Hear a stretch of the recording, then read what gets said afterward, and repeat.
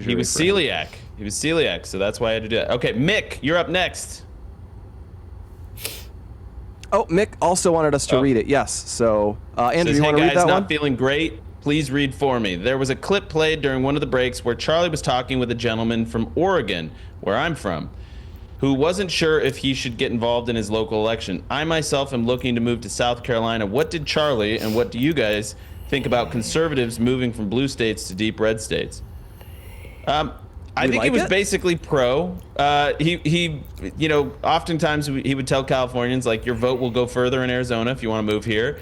But he was also pro you staying. If you made the decision to stay and fight in Oregon or California, he was pro that. And he said, but fight to win. And you don't fight because you're going to win. You fight because it's the right thing to do. So wherever you are at, you need to find wins and ways to get involved that will move the needle. That's the main point. But if you're going to move and your vote's now going to count for more, by all means, don't vote for Lindsey Graham. That's all I can tell you. Yeah. In South Carolina. I mean, I'd add Charlie, for example, at the memorial, Stacy spoke. She was a member of our team who was in California, and Charlie was always pushing her to move to Arizona, and thankfully she finally did.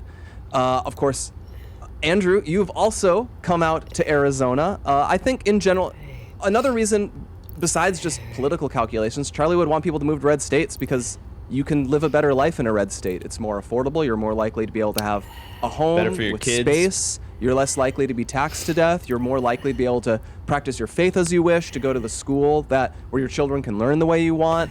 You don't have to worry that insane people might abduct your children for the transgender cult. There's a million reasons to live in a red state that are not just who I'm going to vote for, who I can help elect. But that does matter as well. The movement of people to red states has been hugely helpful for us. We're better able to win elections because red states are growing, blue states are shrinking, and as long as we keep our states on side, that's going to produce a lot of benefits for us. It's a big if in places like North Carolina and Georgia. Those are the two I'm most worried about. So yeah, I mean, they love to bluify our red states. It's a huge hazard. But our states are well run. They are better, and that's something we can brag about. The vindication of red state government has been a big story of the past decade. It really has, actually. I'm glad you said that because it kind of flows into our next question. Mark, unmute yourself. Welcome to the Charlie Kirk Show. Mark. Can you guys hear me? Yes, we can. Yes, we can. Oh, okay. Thanks for taking my call, guys.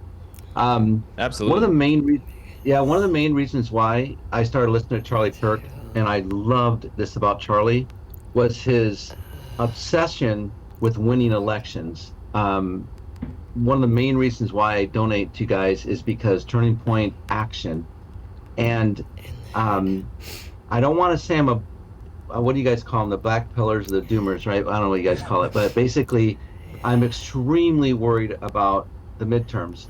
But what I would like to see is, and I'm going to use, I think, Blake's term because he's a Catholic guy, the conservative conclave. I'm kind of calling it the conservative conclave, where we focus energy comparing policy from Dems to Republicans. There's a book called Questioning to the Close. If you look at the response from Amigal Spanberger after the State of the Union, she just kept asking three questions. What has Trump done? Blah, blah, blah. What has Trump done? Well, she didn't, basically she was lying, but the concept is the same. We need the independent voters.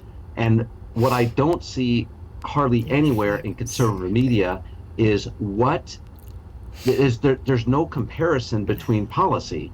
Like the Republican policy is superior to the Democrats have no policy. I agree. Well, I agree. Mark, and this is interesting. It ties into two of the other questions. Who are the podcasters you can trust? Yeah. You trust the ones that have skin in the game and that are actually working elections and trying to get the right people elected. It got me thinking about this because a reason they wouldn't be comparing Republican policies to Democrat ones is if they're just promoting conflict within the movement. And that's something we should have said about who you can trust. Look at who they're picking fights with. I love to talk about the words that are on a claymore mine for military lingo. Front towards enemy. They should be facing the enemy, which is the left. And if instead they're facing your own guys and finding reasons to stoke conflict with other Republicans without really good reason. Like, okay, we attack Lindsey Graham for reasons that we hope we're very clear on. But if they're constantly finding new Republicans to beef with, that's not a good thing. And so you're very right. We need our communicators talking about elections and talking about what Democrat rule means. And what Democrat rule means is training your kids, crime, filth, disorder in the streets, higher taxes, like unlivability. It's California spending $40 billion on a train that will never carry anyone anywhere. I agree 100%. And this is why I was so adamant about getting through, right? It's like I get so angry when this infighting is not helping anybody. But this is kind of why I'm calling it the conservative conclave, because it's like we're grabbing people from this space and saying, look, guys, if we lose the midterm in the Senate and the House, Trump is done. If we lose the House, he's not out of office, but if he loses both, he's done. And so, and if we lose the House, yes, and if he loses the House, Senate, and we lose in 28, if JD doesn't win, they're coming after you guys. I mean, I hate to say it, right? Because, this is what I loved about Charlie. He was so fearless. And the thing that I love, he did his own RNC convention right next to the RNC convention. I was like stoked when he did that. And this is why when I see conservative talk shows, I get angry. So I'm just asking you, Mark, do you think that's a possibility? We got to wrap the show. I hate to cut you off, but you're absolutely right. The Claymore Mine is a great analogy, Blake. I think that was a great way to end it.